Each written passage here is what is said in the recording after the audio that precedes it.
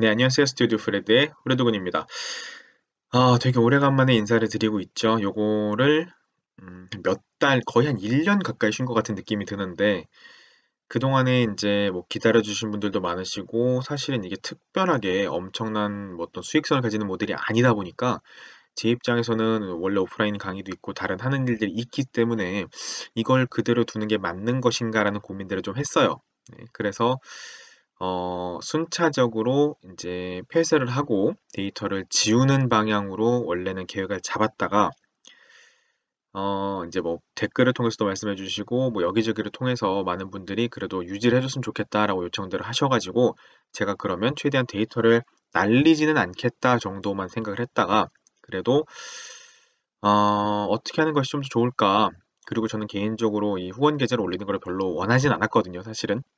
근데 그래도 먼저 이제 말씀을 해주시는 분들도 많이 있으셨고 그래서 고민을 하다가 일단 뭐 꼭 금액적으로 얼마가 되든 간에 그거 상관없이 오픈은 하고 그리고서 필요한 부분 여러분들이 조금 더 독일어를 공부하시는데 어려워하는 부분들 혹은 요런 부분은 조금 더 신경 쓰면 좋겠다 싶은 부분들만 저희가 한번 다시 한번 정리를 해서 그렇게 올려드리는 방향으로 하되 예전처럼 그렇게 자주 올려드리진 못할 수도 있다는 거를 조금 양해해 주시면 좋겠어요. 저도 이걸 갖다가 뭐 어디서 투자를 받아다 하는 게 아니라 원래 제가 하는 수업과 뭐 교재 이런 것들을 다 만드는 건 하고 그리고 별도로 여러분께 드리는 거기 때문에 요거는 조금 양해를 해주셨으면 좋겠습니다.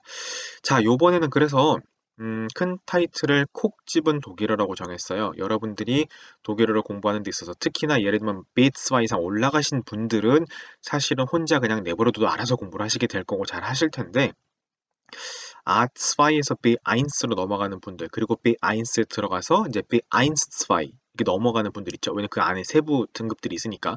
거기서 넘어갈 때 특히나 우리나라 사람들이 어려워하는 요소들을 중심으로 해서 제가 한번 정리를 해드릴 거예요. 그래서 콕 집은 독일어라고 이름을 지은 거고, 특히나 이번 강좌 같은 경우는 기존에 예를 들면 A1, A2 하셨던 분들처럼 하나부터 열까지를 다 짚어드리는 것이 아니라 기존의 독일어를 그래도 최소한 B1에 들어갈 수 있는 혹은 B1를 위해서 준비를 해보신 분들을 대상으로 하는 코스이기 때문에 그 부분을 감안해서 하나부터 열까지 다 알려드리진 않는다는 거. 만약에 지금 예를 들면 이제 와서 뭐 관사 변화, 무슨 변화 이런 것들을 물어보게 되면 한도 끝도 없이 늘어지게 되겠죠. 그래서 그런 부분들이 아직은 좀 미흡하다 하시는 분들은 이 전에 있었던 다른 컨텐츠들을 미리 공부를 하시고 그리고 나서 이제 오시는 걸 추천해 드립니다. 자, 언제나 그랬듯이 좋아요, 구독하기, 공유하기 많이 부탁드리고 그리고 요번에는 콕 집은 독일어 중에서 자, 관계대명사에 대해서 얘기를 해볼 거예요. 자, 독일어의 관계대명사 같은 경우는 사실은 B1뿐만이 아니라 B2에 가서도 마찬가지고 머릿속으로는 그래도 대충은 아는데 정작 써보려 그러면 도저히 이해가 안 되거나 혹은 말할 때는 죽었다 깨어나도 튀어나오지 않는 그런 되게 어려운 부분 중에 하나죠.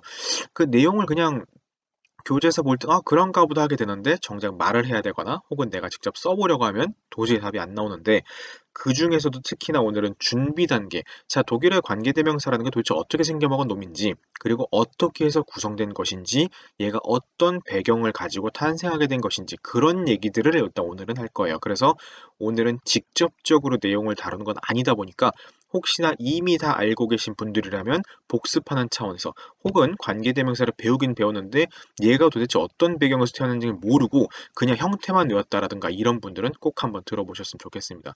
그리고 보시면서 이미 다 알고 있다 싶으신 분들은 뭐 당연히 그 다음 거를 기다리고 계시면 되겠죠. 자, 독일어의 관계대명사입니다. 그런데 관계대명사라는 게 대체 뭐 하는 건지 이름부터가 사실 우리한테 익숙지가 않잖아요. 그쵸? 전부 다 한자식으로 써놨거나 그런 경우가 많기 때문에. 독일어로는 이걸 갖다가 relative pronomen이라고 합니다. relative pronomen 이렇게 얘기하죠. 자, 그럼 그 중에서 관계, relative, relative죠, 영어로는. relative라는 게 도대체 무엇이냐? 자, 여러분들이 관계를 맺는다라는 말을 할 때 나 혼자서 뭔가 할 수 있나요? 아니죠. 항상 어떻게 돼야 돼요? 최소한 하나 이상의 무언가와 관계를 맺는 거잖아요. 그쵸? 너와 나, 뭐 혹은 그와 그녀 어떤 식으로 최소한 내가 포함되지 않더라도 최소한 하나 이상의 어떤 요소들, 사람들, 어떤 무언가가 연계성이 있어야 관계를 형성한다고 하잖아요. 그래서 일단 관계대명사에서 relative, 관계라는 말 자체가 일단 하나 이상의 어떤 요소가 있다라는 걸 전제로 깔고 하는 말이 되겠죠.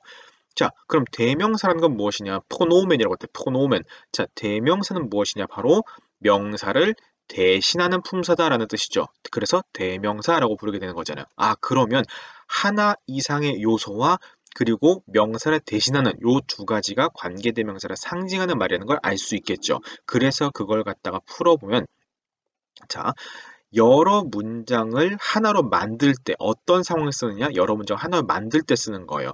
그런데 중복되는 명사의 반복을 피하기 위한 방법으로 쓰는 것이 바로 이 관계대명사다라는 겁니다. 자, 그래서 보니까 아하, 관계, 여러 문장을 하나로 할 때, 즉 하나만 있는 게 아니죠. 하나 이상의 여러 개의 문장을 가지고 뭔가 할 때 쓰는 거니까 관계, 그렇죠? 그리고 대명사라 그랬죠. 중복되는 명사의 반복을 피하기 위해서 예를 들면 똑같이 아가 나왔으면 아를 두 번 반복하는 게 아니라 두 번째 나오는 아는 앞에 이미 나왔습니다라는 걸 알려주기 위해서 그냥 퉁치고 넘어가는 방법이에요. 그러니까 반복을 피하기 위해서 대명사를 쓴다. 그러면 관계대명사를 쓸 수 있는 조건이 뭐예요? 최소한 하나 이상의 문장이 준비되어 있어야 한다라는 게 첫 번째고, 두 번째는 그 둘 문장 혹은 셋 문장 안에 반드시 동일한 혹은 공통 속성을 지닌 명사가 있어야 한다라는 걸 보여주는 거죠. 그렇죠? 그게 두 가지 전제 조건이 성립이 안 되면 관계대명사 문장을 쓸 수 없는 겁니다. 자, 그런데 관계대명사에서 일단 앞에 있는 걸 살짝 가려보면 명사라는 게 남는 거죠. 그쵸?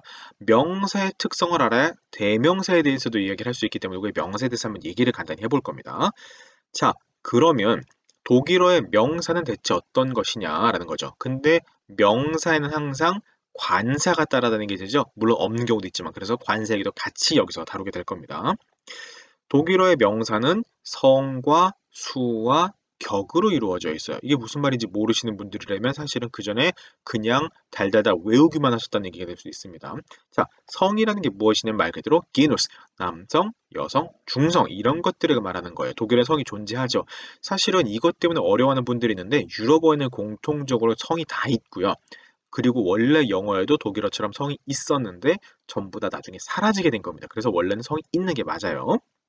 자, 그러면 독일어의 성은 어떻게 되었느냐? 크게 masculine, feminine, neutroum 해가지고 남성, 여성, 중성이 존재하죠. 선생님 복수형 주는데요?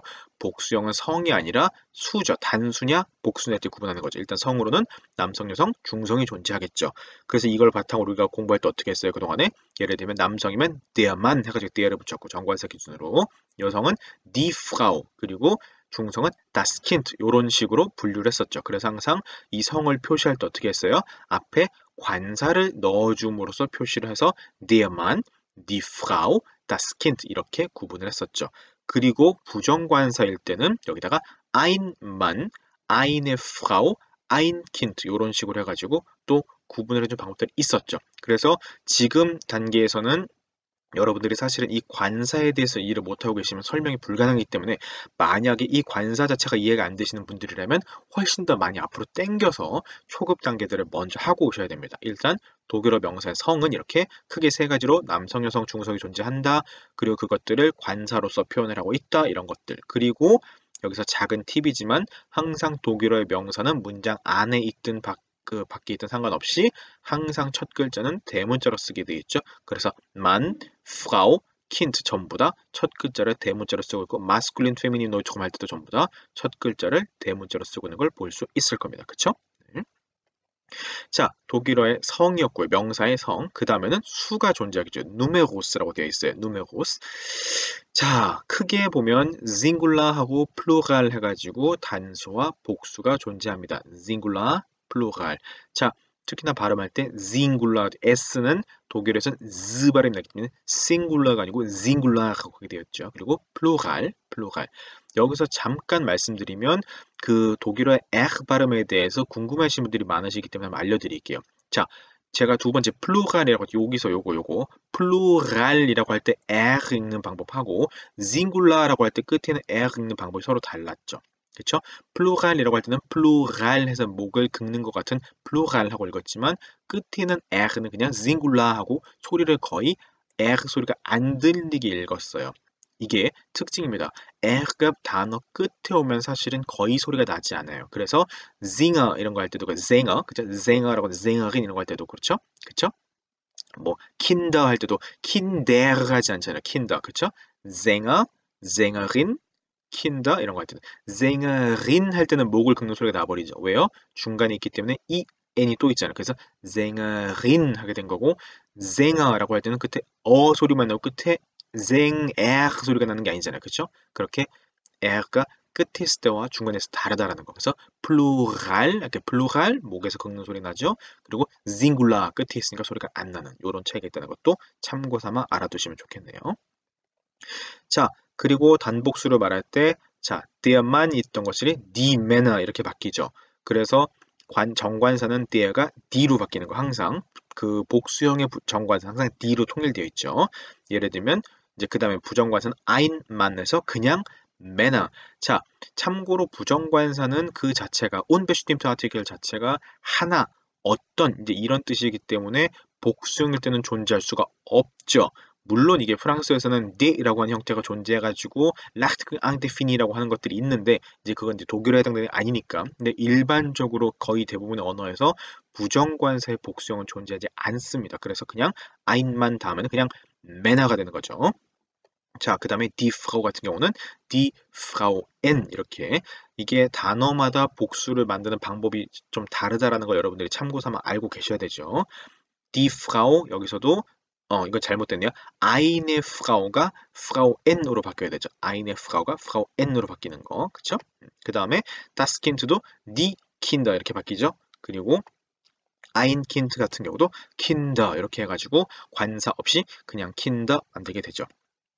만일 때는 매너 해가지고 er 붙이는데 umlaut가 끼어들었고 frau는 frauen 해서 an만 붙었고 kind는 kinder 해서 er가 그냥 붙었죠. 이런 식으로 복수형을 만드는 방법들이 여러 가지가 있는데 그런 것들은 여러분들이 다 알고 계신다는 전제 하에 진행을 마저 하고 있는 겁니다. 이렇게 어쨌든 독일어에는 수가 존재한다. 독일어 명사에는 수가 있다. 즉 단수와 복수가 있다. 그 다음에 격을 얘기할 거예요. 근데 이쯤 되면 선생님이 이제 궁금하겠죠. 선생님 이걸 대체 왜 얘기해요? 라고 물어볼 텐데 이 명사의 특성을 알고 있어야 대명사, 관계대명사까지도 사실은 설명이 가능하기 때문에 이걸 하고 있는 거예요. 자, 그러면 크게 격은 독일은 네 가지가 있죠. 노미나티브, 게니티브, 다티브, 아쿠사티브가 있죠. 그죠? 각각을 우리가 편의상 1, 2, 3, 4 격이라고 하기도 하고 뭐 주격, 소유격, 뭐 역격, 대격 뭐 이런 그 한자로든 발전 얘기도 쓰는데 이제 그런 용어들은 사실은 별로 중요하지는 않습니다. 크게 네 가지 격을 따지는데 여기다가 문제가 뭐냐면 여기다가 성을 더해주고요. 여기다가 수를 더해주는 거예요. 그래서 제가 이걸 순서도 성과 수와 격이라고 한 이유가 뭐냐면 성을 알고 수를 알아야 그 다음에 여기다 격을 더할 수가 있는 거거든요.